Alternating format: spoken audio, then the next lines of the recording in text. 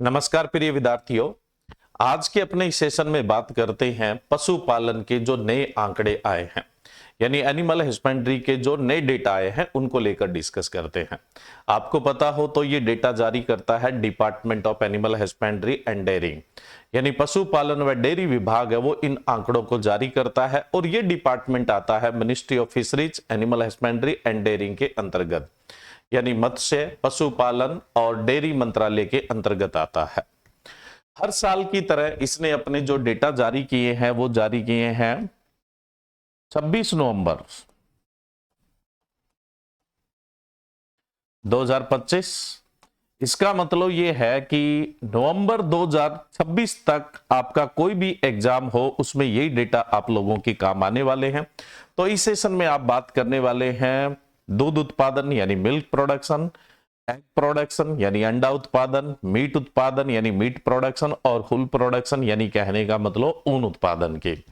लेकिन सबसे पहले अपने बात करते हैं कि पूरे विश्व में जो 5 लीडिंग कंट्री है, अग्रणीय देश है, वो कौन कौन से है और उनमें भारत की पोजीशन क्या है। सबसे पहले तो अपने बात करें यहां पे मिल्क प्रोडक्शन में यानी दूध उत्पादन में। देखो, दूध उत्पादन में भारत की जो रैंक है ना वो फर्स्ट रैंक है। आपको ही पता है कि व्हाइट रिवॉल्यूशन यानी श्वेत क्रांति, जिसे आप ऑपरेशन फ्लड के नाम से भी जानते हैं, उसके बाद भारत लगातार विश्व में दूध उत्पादन में पहले नंबर पे है। अगर हम 5 देशों के सिनेरियो को देखें तो पूरे विश्व के दूध उत्पादन का 25% जो दूध उत्पादन करता है वो भारत करता है, पूरे विश्व का 25%। यूएस से जो है वो पूरे विश्व का 10% दूध उत्पादन करता है, वहां पर पाकिस्तान 7%। ये भी कमाल की बात है, मैंने सोचा ये तो बम गोलों की ही चटनी खाते हैं, लेकिन ये दूध उत्पादन भी करते हैं। पूरे विश्व में इनका कितना कंट्रीब्यूशन है? 7% है। चीन का यानी चाइना का 5% है और ब्राजील का 4% है। अब विश्व के जो बाकी कंट्री है यानी रेस्ट ऑफ कंट्री जो है वो 49% है, वो उत्पादन करता है। ये 5 देश पूरे विश्व का 51% दूध उत्पादन करते हैं। यानी दूध उत्पादन में जो मेजर कंट्री है यही है, जिनमें से भारत एक तरफा है। देखो, 25% दूध उत्पादन करता है। इसके बाद अगर अपने बात करें तो एग प्रोडक्शन की, एग प्रोडक्शन बोले तो अंडा उत्पादन। अंडा उत्पादन में जो भारत की रैंक है वो कौन सी है? सेकंड रैंक है भाई, दूसरा नंबर है। अब विश्व के 5 टॉप देश देखें तो चाइना सबसे ज्यादा अंडा उत्पादन करता है 37% यानी 37%। वहीं पे भारत करता है 8%, इंडोनेशिया करता है 7%, यूएसए 7% और ब्राजील 3%। बाकी बचे हुए जो देश है वो 38% अंडा उत्पादन करते हैं। यानी ये 5 देश जो है ना, ये मान के चलिए कि 2/3 जो है वो अंडा उत्पादन कर रहे हैं, यानी खूब सारा अंडा उत्पादन ये 5 देश ही करते हैं। इसके बाद अपने बात करें मीट प्रोडक्शन की, मीट उत्पादन की, तो मीट उत्पादन के अंदर जो भारत की रैंक है वो 4th रैंक है। सबसे ज्यादा जो मीट उत्पादन करता है वो चाइना करता है 27%, 27%। यूएसए दूसरे नंबर पे है, 13% करता है और ब्राजील 9% करता है। और भारत पूरे विश्व का 3% मीट प्रोडक्शन है वो करता है और उसके बाद रसिया भी 3% करता है। बाकी जो देश बच गए वो 45% है वो मीट प्रोडक्शन करते हैं। तो ये जो 3 एनिमल हस्बेंड्री के अंदर आने वाले मेजर सेगमेंट है, उनकी जो विश्व के 5 देशों की स्थिति है वो मैंने आप लोगों को बताई है यहां पे। चलिए अब अपने बात करते हैं भारत में एनिमल हस्बेंड्री के सेक्टर में कितना उत्पादन होता है और कितनी ग्रोथ रेट है वो आपको देखने को मिल रही है। देखो, मैं ये पीडीएफ आप लोगों को प्रोवाइड करवाने वाला हूं, बता दूंगा कि कहां पर मिलेगी सेशन के एंड में। तो इसमें मैंने बाइलिंगुअल डेटा रखा है, इंग्लिश में भी है और हिंदी में भी है। तो आप जिस भी मीडियम के स्टूडेंट है, आपके ये पीडीएफ बहुत काम आने वाला है। सबसे पहले हम बात करते हैं भारत का मिल्क प्रोडक्शन का यानी दूध उत्पादन का। देखो, 2024-25 में भारत में जो दूध उत्पादन हुआ है वो हुआ है 247.87 यानी 247.87 मिलियन टन का उत्पादन हुआ है। ये 2024-25 का दूध उत्पादन है, जो 23-24 में कितना था? 239.30 था। यानी 239.30 मिलियन टन प्रोडक्शन था। आप देख रहे हैं यहां पर वृद्धि आपको देखने को मिली है। अब हम ईयर टू ईयर ग्रोथ देखें, यानी पिछले साल की तुलना से 23-24 की तुलना से 24-25 में ये ग्रोथ देखें तो वृद्धि देखें तो कितनी है, 3.58% है। कितनी है, 3.858% वृद्धि दर है, 3.58% वृद्धि दर है। ये आप लोगों से पूछा जा सकता है कि मिल्क प्रोडक्शन में ग्रोथ रेट क्या देखने को मिल रही है। सालाना जो वृद्धि दर है उसी की बात हो रही है यहां पे। दूसरा यहां पे दूध उत्पादन से संबंधित आंकड़ा है कि पर कैपिटा मिल्क की अवेलेबिलिटी क्या है, प्रति व्यक्ति दूध की उपलब्धता क्या है। 2024-25 में ये दूध की उपलब्धता है प्रति व्यक्ति प्रतिदिन 485। कितनी है, 485 ग्राम पर डे है। अगर हम बात करें ICMR, Indian council of medical research, ये रिकमेंड करता है कि प्रति व्यक्ति प्रतिदिन दूध की आवश्यकता कितनी होती है, तो प्रति व्यक्ति प्रतिदिन दूध की जो आवश्यकता होती है वो 300 ग्राम। ml में भी लिखा जाए तो कंफ्यूज नहीं होना है, तो 300 ग्राम प्रति व्यक्ति प्रतिदिन दूध की आवश्यकता होती है। उसकी तुलना से भारत में प्रति व्यक्ति प्रतिदिन दूध की उपलब्धता है वो ज्यादा है। इसका मतलब भारत मिल्क प्रोडक्शन में एक अच्छी स्थिति पे है। अगर ये 2023-24 में देखा जाए तो दूध की जो उपलब्धता थी वो कितनी थी, 471 ग्राम थी। अब बढ़कर कितनी हो गई है, 485 ग्राम हो गई है। अब प्रति व्यक्ति दूध की उपलब्धता के आधार पर ग्रोथ रेट देखी जाए, वृद्धि दर देखी जाए तो कितनी है, 2.97% वृद्धि दर है। इसके बाद अपने चलते हैं एग प्रोडक्शन यानी अंडा उत्पादन में। तो अंडा उत्पादन जो 2024-25 का है वो है 149.11 बिलियंस संख्या में होंगे ना अंडे, 149.11 बिलियन अंडा उत्पादन है वो भारत में 2024-25 में हुआ है, जो 2023-24 में 142.77 बिलियन नंबर था। यानी इसमें भी वृद्धि आपको देखने को मिली है, और वृद्धि दर कितनी देखने को मिली है, 4.44% की वृद्धि दर है वो देखने को मिली है। अब हम बात करें प्रति व्यक्ति अंडे की उपलब्धता, है ना, पर कैपिटा एग अवेलेबिलिटी। ये पूरे साल की अवेलेबिलिटी की बात होगी। दूध की हमने बात की है प्रतिदिन की, यहां हम अंडों की बात करने वाले हैं प्रति साल एक व्यक्ति के लिए अंडे की उपलब्धता कितनी है। अगर 2024-25 में देखा जाए तो 106 अंडे प्रति व्यक्ति प्रति वर्ष, जो 2023-24 में कितना था, 103 अंडे प्रति व्यक्ति प्रति वर्ष था। इसमें भी आप देखें कि ग्रोथ हुई है, इजाफा हुआ है, और ये इजाफा कितना हुआ है, 2.91% का हुआ है। फिर इसके बाद अपने चलते हैं मीट प्रोडक्शन। 2024-25 के अंदर जो मीट प्रोडक्शन हुआ है वो हुआ है 10.50 यानी 10.50 मिलियन टन, जो 2023-24 में 10.25 मिलियन टन था, यानी 10.25 मिलियन टन था। इसमें भी आप देख रहे हैं कि प्रोडक्शन में इजाफा हुआ है, और यहां भी ग्रोथ रेट आपको 2.46% की देखने को मिली है। अब हम बात करते हैं प्रति व्यक्ति प्रति वर्ष मीट की उपलब्धता, यानी per capita per year meet की जो अवेलेबिलिटी है वो कितनी है। तो 2024-25 में एक वर्ष के अंदर प्रति व्यक्ति प्रति वर्ष जो मीट की उपलब्धता है वो है 7.51 किलो, जो 2023-24 में कितनी थी, 7.39 किलो पर एनम थी। अब इसमें भी ग्रोथ रेट देखने को मिली है, कितनी ग्रोथ रेट, 1.62% वृद्धि दर है वो देखने को मिली है। अब अपने बात करते हैं वूल प्रोडक्शन की, यानी ऊन उत्पादन की। तो ऊन उत्पादन देखो 24-25 में हुआ है 34.57 मिलियन किलो। ये मिलियन किलो के अंदर है, ध्यान रखिएगा, मिलियन किलो, 34.57 यानी 34.57 मिलियन किलो ऊन का उत्पादन हुआ है, जो 2023-24 में 33.69 मिलियन किलो था। यानी इसमें भी इजाफा हुआ है, और यहां भी आपको वृद्धि दर है कितनी देखने को मिली, 2.63% है वो देखने को मिली। भारत में ऊन उत्पादन का जो सेक्टर था वो थोड़ा डाउनफॉल में जा रहा था, लेकिन फिर से इसमें ग्रोथ देखना एक बहुत अच्छा संदेश है, एक बहुत अच्छी बात है। अब अपने इस डेटा को थोड़ा सा विस्तार से लेते हैं।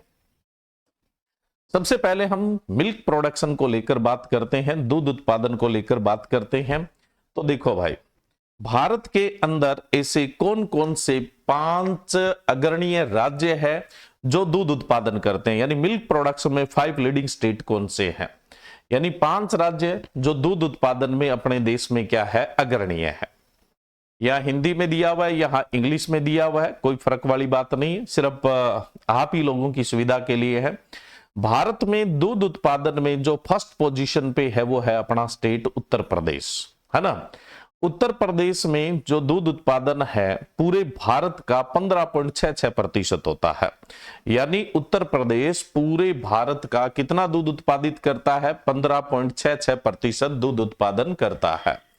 और अपना राजस्थान कितना करता है भाई, राजस्थान करता है पूरे देश का 14.82% दूध उत्पादन करता है। इसी के साथ ये सेकंड रैंक पे है। तीसरे नंबर पे आता है अपना मध्य प्रदेश, जो पूरे देश का 9.12% दूध उत्पादन करता है और इसी के साथ ये तीसरी रैंक पे है। चौथी रैंक पे है गुजरात। गुजरात जो है वो पूरे देश का 7.78% दूध उत्पादन करता है और इसके साथ चौथी पोजीशन पे है। और महाराष्ट्र पूरे देश का 6.71% दूध उत्पादन करता है और इसके साथ ये देश में 5वीं पोजीशन है वो रखता है। तो ये देश के 5 वो राज्य जो सबसे ज्यादा दूध उत्पादन करते हैं और ये 5 राज्य मिलकर पूरे देश का 54.09% दूध उत्पादन करते हैं। यानी जो बाकी राज्य बच गए वो लगभग 46% ही दूध उत्पादन करते हैं और ये 5 राज्य मिलकर 54.09% पूरे देश का दूध उत्पादन करते हैं। इसके बाद अपने बढ़े आगे, तो देखो यहां पे मैंने एक ग्राफ आप लोगों को शो किया है, जिसके अंदर जो सबसे ऊपर वाला ग्राफ है वो आपका है प्रति व्यक्ति प्रतिदिन दूध की उपलब्धता, per capita per day milk availability है। आप देखो 2018-19 में ये कितना था, 390 ग्राम था। 19-20 में कितना हुआ, 406 ग्राम हुआ। 20-21 में कितना हुआ, 427 ग्राम हुआ। 21-22 में कितना हुआ, 446 हुआ। 22-23 में 459 हुआ, यानी 459। और 23-24 में ये 471 और 24-25 में ये बढ़कर 485 ग्राम हो गया। तो उम्मीद है अगले वर्ष ये 500 ग्राम का आंकड़ा अपने को देखने को मिल जाएगा, जो अपने आप में बहुत अच्छा आंकड़ा होगा। और जो नीचे का ग्राफ है ये भी लगातार आपको बढ़ता हुआ दिख रहा है। ये है कुल दूध उत्पादन, total milk production million ton में। तो ये तो मैंने आपको पिछले 2 सालों का बता दिया, लेकिन आप 18-19 से लेकर 24-25 तक का जानना चाहते हैं तो इस ग्राफ को देख सकते हैं। नेक्स्ट अपने बात करें कि कौन से श्रेणी के पशु कितना दूध उत्पादन करते हैं। तो देखो भाई, भारत में जो सबसे ज्यादा दूध उत्पादन करता है ना वो गायें करती है। सबसे पहले तो अपने बात करें कि गायों में अगर अपने चले क्रॉस ब्रीड का मतलब आप समझते हैं, जो क्या है देसी गाय विदेशी गायों के संकरण से तैयार हुई है ना, यानी जो क्रॉस से तैयार हुई है वो। तो क्रॉस गायें हैं, जो संकर गायें हैं, वो कुल दूध उत्पादन का कितना उत्पादन करती है भाई, 30.80% उत्पादन करती है। उसके बाद अपनी जो देसी गायें हैं, इंडिजीनियस केटल है, देसी गायें हैं, ये कितना दूध उत्पादन करती है भाई, ये दूध उत्पादन करती है कुल दूध का 11.20% दूध उत्पादन करती है। उसके बाद अपने बात करें नॉन डिस्क्रिप्टिव का मतलब है जो national bureau of animal genetic resources के अंतर्गत रजिस्टर्ड नहीं है, यानी पंजीकृत नहीं है, जिनका विवरण पंजीकरण के रूप में नहीं है लेकिन पाली जाती है किसी एरिया में, भाई इनकी प्रसिद्धि तो है ही है। तो ये कितना दूध उत्पादन करती है, नॉन डिस्क्रिप्टिव, यानी जिनके बारे में विवरण नहीं है, या मैं बोलूं जो पंजीकृत नहीं है, गैर पंजीकृत लिख देता हूं, गैर पंजीकृत, है ना। गैर पंजीकृत जो नस्लें हैं गायों की, वो कितना उत्पादन करती है, 9.64% है वो उत्पादन करती है। उसके अलावा एक्जोटिक केटल्स, जो विदेशी प्योर विदेशी नस्लें हैं, प्योर विदेशी नस्लें जो है वो कितना उत्पादन करती है? 1.89% है वो उत्पादन करती है। ये सारी गायों के द्वारा होने वाला दूध उत्पादन है। अगर हम इसका टोटल कर लें, सम कर लें, तो कितना आएगा? 9 4 13 है ना, 9 2 11 और 6 17 और 8 25। ठीक है, 3 9 12, 12 और 11 आपका हो गया 23, 23 और 30 हो गया 53। तो देखो कुल दूध उत्पादन का 53.53 यानी 53.53% दूध उत्पादन है वो गायें करती है। एक बार चेक कर लेते हैं। 9 4 13 ठीक है, 9 2 11 और 6 17 और 8 हो गए 25। ठीक है, उसके बाद अपने बात करें तो 2 और 1 3, 3 और 9 12 और 11 23 और 30। ठीक है, 53.53% जो दूध उत्पादन होता है वो गायों के द्वारा होता है। 53.53% जो दूध उत्पादन होता है वो गायों के द्वारा होता है।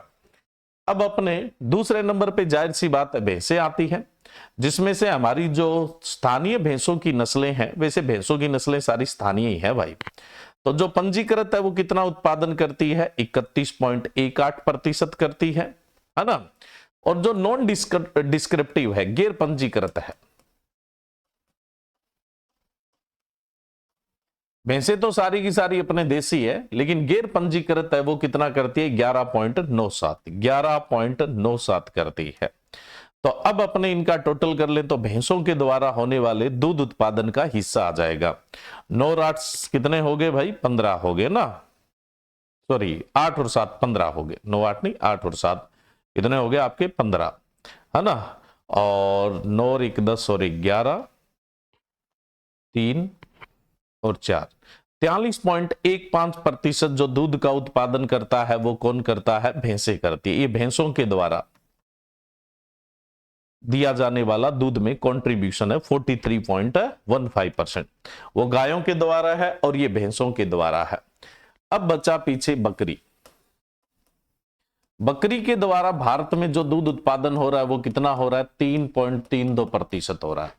कितना होता है? 3.32% है वो दूध उत्पादन होता है।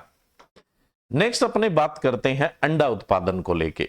दूध उत्पादन के लिए जो विस्तृत डेटा आप लोगों से पूछे जा सकते हैं वो आपको बता दिए। अब हम बात करें एग प्रोडक्शन यानी अंडा उत्पादन। अंडा उत्पादन में अगर बात करें कि देश के 5 टॉप स्टेट कौन से, 5 जो अग्रणीय राज्य है वो कौन से हैं, तो भारत में सबसे ज्यादा अंडा उत्पादन करता है आंध्र प्रदेश। उधर हिंदी में भी दे रखा है। आंध्र प्रदेश पूरे देश का 18.37% अंडा उत्पादन के साथ पहले नंबर पे है। तमिलनाडु 15.63% अंडा उत्पादन के साथ दूसरे स्थान पे है। तेलंगाना है वो 12.98% अंडा उत्पादन के साथ तीसरे स्थान पे है। वेस्ट बंगाल, पश्चिमी बंगाल जो है वो 10.72% अंडा उत्पादन के साथ चौथे स्थान पे है। और कर्नाटका 6.67% अंडा उत्पादन के साथ 5वें स्थान पे है। और अगर देखा जाए ये पांचों राज्य मिलकर, पांचों स्टेट मिलकर पूरे देश का 64.37% अंडा उत्पादन करते हैं। अब जो अपने पीछे राज्य बच गए, लगभग ये मान के चलिए कि 35.6% के आसपास अंडा उत्पादन करते, जो बचे हुए हैं। ये जो 5 राज्य है, ये पांचों राज्य मिलकर देश का कुल कितना अंडा उत्पादन कर रहे हैं? 64.37% अंडा उत्पादन है वो कर रहे हैं। अब अपने देखें कि सबसे ज्यादा अंडा उत्पादन कौन करता है? नो डाउट सबसे ज्यादा अंडा उत्पादन करता है मुर्गियां। मुर्गियों में भी हम नस्लों को 2 श्रेणी में बांट लेते हैं। एक तो डेवलप ब्रीड्स है, विकसित नस्लें हैं, एक अपनी देसी नस्लें हैं। देखो जो विकसित नस्लें हैं मुर्गियों की जो विकसित नस्लें हैं यानी इंप्रूव्ड ब्रीड है, उनके द्वारा टोटल अंडा उत्पादन का हो रहा है 86.35 यानी 86.35। वहीं पे अगर हम देसी नस्लों की बात करें, है ना, देसी नस्लों की बात करें तो वो कुल अंडा उत्पादन का कितना करती है? 12.59। तो ये 12.59 अपने देसी नस्लें कर रही है। तो मुर्गियां कुल अंडा उत्पादन का कितना अंडा उत्पादन कर रही है भाई? 9 5 कितना हो गया? 14 5 3 8 1 9, है ना, 6 और 2 8, लगभग 98.94% जो उत्पादन है ना, ये मान लो लगभग 99% ही है। लगभग 99% जो है ना अंडा उत्पादन मुर्गियों से ही होता है, जिसमें से विकसित नस्लें कितना कर रही है, 86.35% कर रहा है, और जो देसी नस्लें हैं वो कितना कर रही है, 12.59% है वो उत्पादन कर रही है। अब मुर्गी पालन में भी मोटी मोटी दो श्रेणियां आ जाती है। एक तो कमर्शियल प्रोडक्शन होता है, व्यवसायिक, यानी आपने व्यवसायिक पोल्ट्री है वो खोल रखी है, व्यवसायिक मुर्गी पालन है वो खोल रखा है। एक होता है बैकयार्ड। बैकयार्ड का मतलब घर में कोई आप 5 7 10 15 पक्षी रख के और उनसे अंडा उत्पादन करके बेचते हैं या घर के उपयोग में लेते हैं, तो वो जनरली क्या होता है, बैकयार्ड होता है भाई, है ना। बैकयार्ड, घर के पिछवाड़े में पाले जाने वाले पक्षी। तो अगर हम देखें कमर्शियल जो व्यावसायिक मुर्गी पालन है यानी कमर्शियल पोल्ट्री है, उसके द्वारा टोटल अंडा उत्पादन का 84.49% होता है। व्यावसायिक मुर्गी पालन कमर्शियल जो पोल्ट्री है उसके द्वारा कुल अंडा उत्पादन का 84.49% होता है। ये डेटा भी आप अलग से ध्यान में रख सकते हैं। अब जो बचे हुए डेटा है, वो बचे हुए जो अंडा उत्पादन है वो होता है बतख से, है ना। अब इसमें देसी जो डक है यानी जो देसी बतख है उसके द्वारा अंडा उत्पादन होता है 0.85, और जो इंप्रूव्ड डक्स है तो उनके द्वारा यानी जो विकसित बतख की नस्लें हैं उसके द्वारा अंडा उत्पादन होता है 0.22% होता है। यानी ये दोनों मिलकर क्या है, ये मान के चलिए कि 1.07% के आसपास, 1.07 या 1.06% के आसपास है वो अंडा उत्पादन करती है जो बतख होती है। ठीक है, तो बतख के द्वारा इतना अंडा उत्पादन आपको देखने को मिलता है। तो मेन तो अंडा उत्पादन कौन करता है, मुर्गियां ही करती है, मुर्गियों का ही कंट्रीब्यूशन है। नेक्स्ट अपने बात करें, अगर हम देखें ये ऊपर वाला जो आप ग्राफ देख रहे हैं ये है अंडा उत्पादन का, कुल अंडा उत्पादन का, जो लगातार आप देख रहे हैं कि बढ़ रहा है। इसका आंकड़ा मैंने बता दिया। नीचे वाला जो गोल्डन कलर का आप ग्राफ देख रहे हैं वो पर कैपिटा अवेलेबिलिटी है, यानी प्रति व्यक्ति प्रति वर्ष अंडे की उपलब्धता है। अब देखो 18-19 के अंदर प्रति व्यक्ति प्रति वर्ष 79 एग अवेलेबल थे, 19-20 में ये 86 हो गए, 20-21 में 90 हो गए, 21-22 में 95 95 हो गए, 22-23 में 101 हो गए, 23-24 में 103 हो गए, और 24-25 में अभी अभी हमने उपलब्धता की बात की थी, कितने हो गए हैं, 106 प्रति व्यक्ति प्रति वर्ष अंडे की उपलब्धता हो गई है। नेक्स्ट अपने बात करें जी मीट प्रोडक्शन यानी मांस उत्पादन की। तो सबसे पहले तो अपने बात करते हैं कि मांस उत्पादन में देश में अग्रणीय राज्य कौन से, लीडिंग स्टेट कौन से मीट प्रोडक्शन के अंदर। तो इसमें सबसे ज्यादा मांस उत्पादन करता है वेस्ट बंगाल। पूरे देश का 12.46% मांस उत्पादन वेस्ट बंगाल करता है और इसी के साथ ये पहली पोजीशन पे है। उत्तर प्रदेश 12.20% मांस उत्पादन के साथ सेकंड पोजीशन पे है। महाराष्ट्र 11.57% मांस उत्पादन पे तीसरी पोजीशन पे है। आंध्र प्रदेश 10.84% मांस उत्पादन के साथ चौथी पोजीशन पे है, और तेलंगाना है वो है 10.49% मांस उत्पादन के साथ पांचवी पोजीशन पे है। और ये पांचों राज्य मिलकर देश के टोटल मीट प्रोडक्शन का 57.55% जो है वो मांस उत्पादन करते हैं, मीट प्रोडक्शन है वो करते हैं ये पांचों राज्य मिलके। यानी जो अपने पीछे राज्य बच गए वो लगभग 42.45% मांस उत्पादन करते हैं। बाकी जो स्टेट बच गए, रेस्ट ऑफ स्टेट जो है, ये पांचों पूरे देश का 57.55% है वो मीट प्रोडक्शन है वो करते हैं। अब मीट प्रोडक्शन का भी अगर सिनेरियो देखें तो मीट प्रोडक्शन में सबसे ज्यादा प्रोडक्शन किससे होता है, तो सबसे ज्यादा चिकन प्रोडक्शन होता है, यानी कहने का मतलब पोल्ट्री, मुर्गियों से ही सबसे ज्यादा मांस उत्पादन होता है। पूरे देश के मांस उत्पादन का 49% उत्पादन मुर्गियों से होता है, 49%। अब दूसरे नंबर पे अगर हम देखें तो भैंसों से, बफेलो से होता है 19%। उसके बाद तीसरे नंबर पे आप देखोगे तो गोट यानी बकरी से होता है। बकरी से कुल देश का मांस उत्पादन कितना होता है, 15% होता है भाई। उसके बाद चौथी पोजीशन पे देखें, देखो पहले नंबर पे तो मुर्गियां, पूरे देश में जो मांस उत्पादन होता है उसका 49%। दूसरे नंबर पे है भैंसें, जो पूरे देश के मांस उत्पादन का 19% करती है। तीसरे नंबर पे है जी बकरियां, जो कितना करती है 15%। और चौथे नंबर पे आती है भेड़ें, इनसे पूरे देश के मांस उत्पादन का 11% होता है। और उसके बाद चले जाएं तो है सुअर यानी पिग का, पिग के द्वारा 4% मांस में कंट्रीब्यूशन है वो दिया जाता है, ये 5वीं पोजीशन पे है। और 2% केटल यानी गायों से भी मांस उत्पादन होता है, और इसके साथ ये 6ठे पोजीशन पे आता है। ठीक है। अब जनरली क्या है, कई बार आप देखते हैं कि भारत इतना बीफ प्रोडक्शन करता है ना, इतना एक्सपोर्ट करता है। जब बीफ एक्सपोर्ट की बात आती है ना, तो गाय और भैंसों के मांस दोनों की कंबाइंड बात होती है। ठीक है। तो किसी भी प्रकार की जो मिस इंफॉर्मेशन होती है उससे ज्यादा आपको प्रेरित नहीं होना है। जब एक्सपोर्ट की बात आती है तो भैंस और गायों के दोनों के मांस को ही बीफ काउंट करके ही बताया जाता है, वो एक्सपोर्ट के केस में, अपने एनिमल हस्बेंड्री के केस में नहीं है। नेक्स्ट अपने बात करें भाई, ये यहां पे जो मीट का प्रोडक्शन का और पर कैपिटा अवेलेबिलिटी का सिनेरियो है वो दिया हुआ है। आप ये नीचे ब्लू कलर का जो ग्राफ देख रहे हैं, ये पर कैपिटा अवेलेबिलिटी है, प्रति व्यक्ति उपलब्धता है, जो हमने पीछे बात की थी।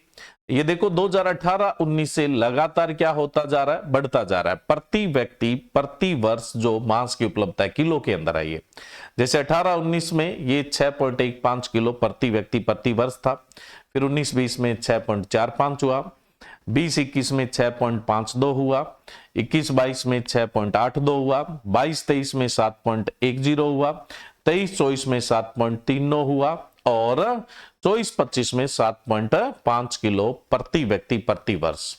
ध्यान रखिएगा, आंकड़े जो होते हैं एग्जाम में वो वैसे आपको पिछले 2 वर्षों के ही ध्यान में रखने होते हैं, एक तो 24-25 के और दूसरे आपको 23-24 के।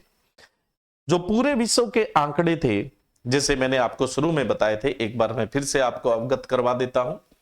देखो भाई, ये जो मैंने बताया था कि भारत की जो है वो क्या पूरे विश्व में पोजीशन है या टॉप 5 कंट्रीज कौन सी है, तो ये आंकड़े जो है ना फूड एंड एग्रीकल्चर ऑर्गेनाइजेशन की है, जो वैश्विक स्तर की हमने 3 स्लाइड की बात की थी। तो फूड एंड एग्रीकल्चर ऑर्गेनाइजेशन, इसके जो लास्ट आंकड़े जारी हुए ना वो 2023 के हैं। तो ये जो 3 आंकड़े वैश्विक स्तर के थे, ये तो थे 2023 के, जो फूड एंड एग्रीकल्चर ऑर्गेनाइजेशन के हैं। बाकी जो अपने देश के आंकड़े हैं वो 24-25 के हैं, जो मैंने अभी आपको बताया था 26 नवंबर 2025 को जो रिपोर्ट जारी हुई थी वो उसके आंकड़े हैं, और वो आंकड़े 2024-25 के हैं। ठीक है, ये आपको ध्यान रखना है, इस चीज में आपको कंफ्यूज नहीं होना है। आप ये मत सोचना कि यार जो मैंने वैश्विक स्तर के आंकड़े बताए वो 23 के बताए हैं, पुराने बताए, नहीं, अवेलेबल ही 23 के है ना।